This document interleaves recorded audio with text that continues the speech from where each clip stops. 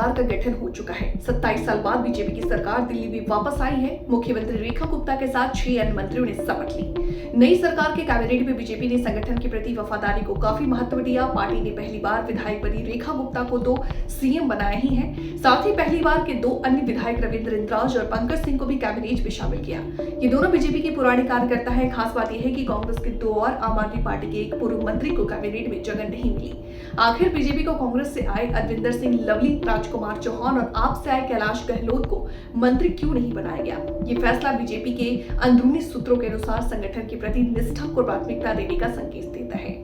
कैलाश गहलोत आम आदमी पार्टी सरकार के सीनियर मंत्री रहे। विधानसभा चुनाव से कुछ महीने पहले ही वो बीजेपी में शामिल हुए। इस चुनाव में वो बीजेपी के टिकट से बिजुवासन क्षेत्र से चुनाव जीते, लेकिन उन्हें बीजेपी ने मंत्री पद से नहीं दिया। हालांकि कहा जा रहा है कि पार्टी उन्हें किसी सरकारी बोर्ड या प्राधिकरण का प्रमुख बना सकती है। अभी भी दिल्ली जल बोर्ड के उपाध्यक्ष, दिल्ली महिला आयोग के अध्यक्ष और दिल्ली बाल अधिकार संरक्षण आयोग जैसे पद खाली हैं। इसके अलावा कांग्रेस की शीला दीक्षित सरकार में मंत्री रहे अरविंदर सिंह लवली और राजकुमार चौहान भी बीजेपी में शामिल हुए। इस चुनाव में लवली ने गांधीनगर तो चौहान ने मंगोलपुरी से चुनाव जीता, लेकिन इन दोनों नेताओं को मंत्रिमंडल में जगह नहीं मिला। चौहान 4 बार विधायक बन चुके हैं और शीला दीक्षित सरकार में 3 बार मंत्री रही।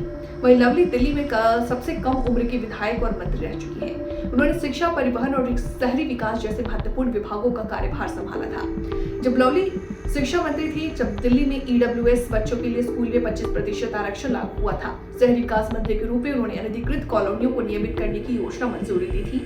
वहीं परिवहन मंत्री के कार्यकाल के दौरान ही दिल्ली में ब्लू लाइन बसों की जगह 2 फ्लोर बसें आई थी। इसके बाद लवली पर बीजेपी ने भरोसा नहीं जताया। भले ही लवली ने मंत्री के रूप में अच्छा काम किया हो, लेकिन आम आदमी पार्टी ने लवली पर भ्रष्टाचार के आरोप लगाए। 2013 में उन्होंने बाहर से आप को समर्थन दिया। उसके बाद दिल्ली में 39 दिनों के लिए आप सरकार बनी। 2015 के चुनाव में आपकी जीत के बाद उन्होंने दिल्ली कांग्रेस अध्यक्ष पद से इस्तीफा दे दिया। बीजेपी में शामिल हुए, फिर कांग्रेस से गए। 2024 में लोकसभा चुनाव से पहले फिर से बीजेपी में आ गए। इन नेताओं के अलावा कई और ऐसे चेहरे हैं जो कांग्रेस से बीजेपी में आए। इससे जमपुरी के विधायक तरविंदर सिंह मारवा, कस्तूरबा नगर के विधायक नीरज बसोया, वहीं नासिब सिंह इस बार टिकट नहीं मिला। गौर करने वाली बात यह है कि कभी आम आदमी पार्टी सरकार में मंत्री रहे कपिल मिश्रा को बीजेपी ने रेखा गुप्ता के कैबिनेट में जगह दी थी, लेकिन इस बात से इनकार नहीं किया जा सकता कि मिश्रा को खुद को साबित करने में कई साल लगे।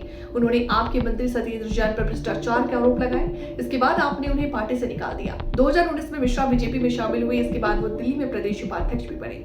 कपिल मिश्रा ने न सिर्फ दिल्ली में बल्कि गुजरात चुनाव में भी बीजेपी संगठन को मजबूत करने का काम किया। इस बार चुनाव जीतने के बाद पार्टी ने उन्हें इसका रिटर्न गिफ्ट दिया है।